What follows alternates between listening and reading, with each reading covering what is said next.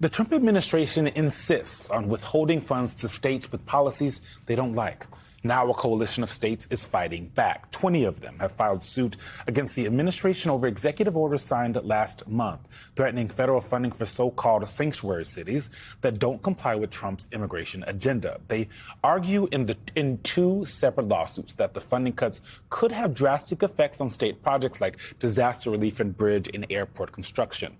Attorney General Peter Narana of Rhode Island, where one lawsuit was filed, wrote in a statement, quote, "We are experiencing creeping authoritarianism in this country, and as a people, we must continue to resist." With us now is Michigan Secretary of State and author of The Purposeful Warrior, Standing Up for What's Right When the Stakes Are High, Jocelyn Benson. Thank you so much for joining us this morning. Thanks for having me.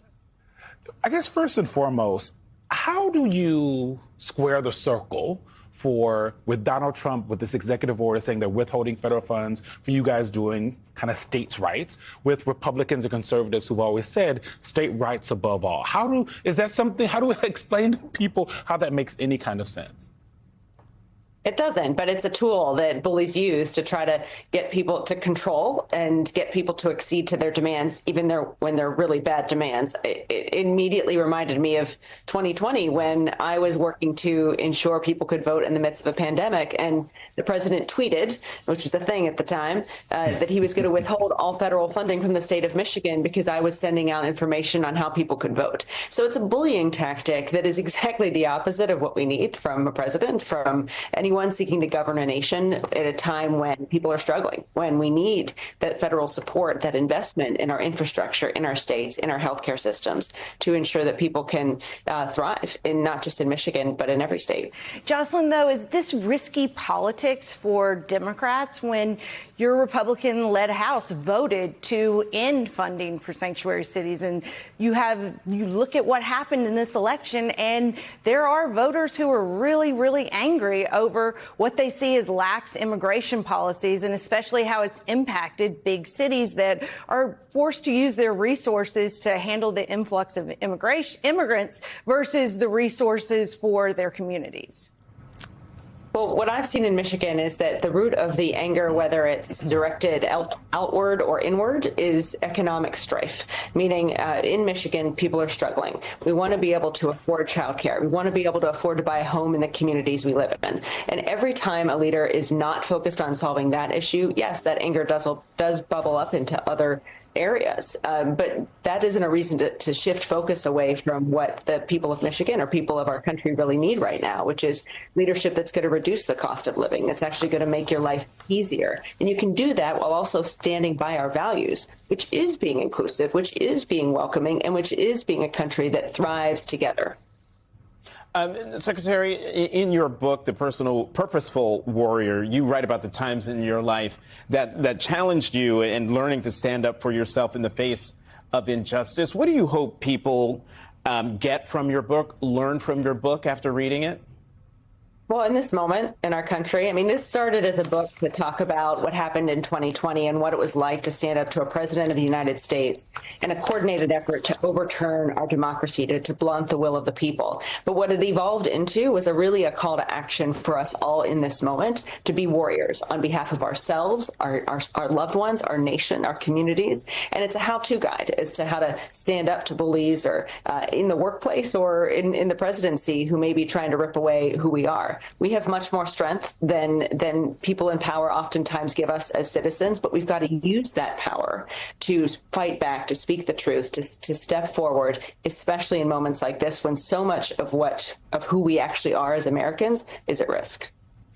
One of the things that we've seen over the last few months is different governors taking different tactics when it comes to dealing with Donald Trump and how they can continue to make sure they get resources to their state, not getting on his bad side. You're running for governor. How would you do that? What does it look like to balance that, standing up and fighting back like you're talking about, and making sure that your state continues to get what it needs?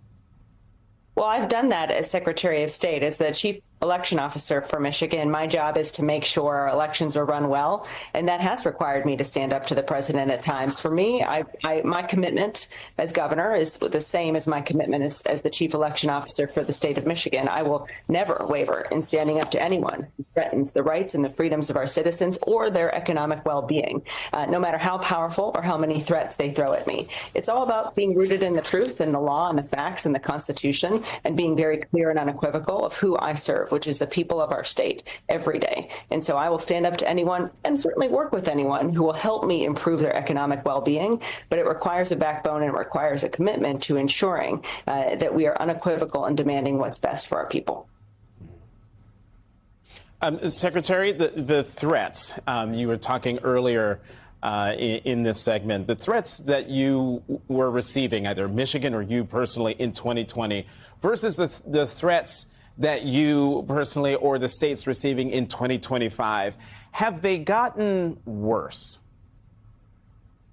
They're similar. I think what has escalated, frankly, is the cruelty, the similarity of withholding federal funding. We heard the same thing in 2020. It's a weird argument to make, but it's true. Donald Trump is not trying to conceal anything. Joining me now, Rick Wilson, co-founder of the Lincoln Project, host of the Enemies List podcast. Also with me, Hayes Brown, writer and editor of MSNBC Daily. Hayes, I don't even know what, I mean, I made you stay up last night to cover the situation in California. I would have thought you'd have taken the morning off, but nice to see you. Good to see both of you. Rick, I remember when Al Gore got in trouble for taking a campaign phone call in his office, and I'm not justifying it, but there should be rules, and elected officials should abide by the rules. It's so weird that we're not arguing with the courts about breaking these rules. They're gone. We just don't, this administration just doesn't even think about it anymore. That's right. This is an administration where if the most ludicrously illegal transaction takes place and the Department of Justice doesn't see it, does the tree make a sound when it falls in the forest? Of course not. None of this will be ever investigated by this administration. The corruption is wired in from the start. And what Trump wants is money and adoration. But what he's getting is he's changing what America is viewed as. And I think the pyramid scheme, neutral life argument is brilliant. I think it's a great way to think about this because they are selling things of no value to people who are credulously accepting that. They think they're going to get something amazing from it, something bigger than their investment. And in some cases, if the investment is large, like the $300 million that the TikTok folks just put in to Trump coin, they may get something out of it. But right now, we don't have a White House or an administration. We have a whorehouse at 1600 Pennsylvania Avenue, and that's a fact. Hayes, one of the things that happened in the last couple of days is that Moody's became the third and final ratings agency to downgrade America's credit rating from a AAA. Like that's a huge, big deal. I mean, given the torrent of news, it sort of just falls under the radar. But this was the American dollar and American bonds were actually the safest thing in the world, and that's actually technically now not the case. Let me play something that Scott Betson said to Kristen Welker on Meet the Press about the gift of the airplane and the grift of the president and the credit rating. He brought it all together. Let's listen. I think this is a off-ramp for many in the media not to acknowledge what an incredible trip this was.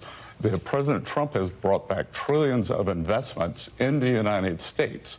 Every stop we made, the enthusiasm in Saudi Arabia, in Qatar, in the United Arab Emirates to invest in the United States, that they want to push more and more the funds here. And if we go back to your initial question on the Moody's downgrades, who cares? Qatar doesn't, Saudi doesn't, UAE doesn't. They're all pushing money. What do you say to some Republicans who argue it sends a message that the United States can be bought or that other countries can curry favor if they offer gifts? I say that the gifts are to the American people. There's trillions of dollars of investments that are going to create jobs in the U.S., whether it's the UAE building this gigantic aluminum plant in Oklahoma, whether it's these data centers that Qatar is going to do, is $600 billion on its way to $1 trillion from Saudi, that it all accrues to the American people.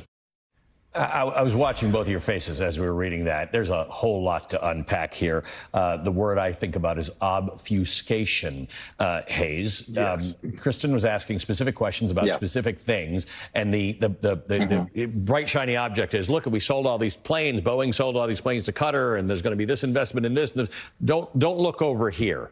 Don't look at the credit rating, and don't look at the personal enrichment of the Trump family. Just look up here. Right. Like, the thing that gets me about that is, one, we've had a lot. President Trump in his first term had a lot of promises for investment from foreign investors that did not pan out. I'm thinking of the Foxconn plant that never really materialized in Wisconsin. And two, Benson is trying to paint all of this as a direct investment in the American people, when that is really not the case. Like, specifically the plane, the gifts that we're talking about here. Qatar is giving that $400 million plane or whatever to Trump himself, and then to the presidential library foundation that he's setting up. That is not going to the American people. I feel like in the credit rating part of things, like, the investments that they went and got promises for from the Middle East are all well and good, but the credit rating is what gets people to buy American Treasury bonds. And that is really the big investment in this country. That is what lets us borrow money and fund federal projects, is Treasury bonds. Like, having foreign investment in the country is important. It's good, but not in the way that this administration is going about it, and these are not the kinds of deals that will directly benefit the American people like they're claiming. Rick, it's interesting because when the credit rating of the United States is strong, people, as Hayes said, people, meaning sovereign wealth funds, governments, pension funds, they buy American bonds. The value of the bond goes up. The interest rate goes down, which means we have lower mortgage rates and you can afford stuff. So when Benson said Moody's downgrade, This is what we need to see. We need to see Democrats sue Trump over his misconduct. And it needs to happen, certainly in the sue Donald Trump in office, but I think they also have to start approaching it personally again. We still see it. Democrats, there's still lawsuits. People forget this. There are still lawsuits. Leave aside the criminal charges that, are probably not going to happen, at least as long as he's in office, because of whether we agree with it or not, the general principle that presidents, at least while in office, can't be criminally charged. But he's still being sued by members of Congress and by staff and whatnot for what happened on J6. There are still lawsuits, guys, around that. For, Donald Trump, did he incite violence in a criminal sense? Very hard to prove, incitement. But in a civil sense, where in civil court you only have to prove that you're 51% guilty, rather than prove beyond a reasonable doubt, Trump's in trouble there still. But more than that, you're seeing Democratic officials sue him over his conduct around his approach to the birthright citizenship and intimidation of public officials. And you're seeing it with regard to Democrats really raising a stink about the jets and everything. Trump is abusing his power. And the thing about it is Democrats in Congress need to do a lot. But in many ways, the actual power to resist him in the here and now comes more from state officials, state district attorneys, or state attorney generals, right? From blue states and in some cases purple states like Michigan that are standing up to him. And that's good to see.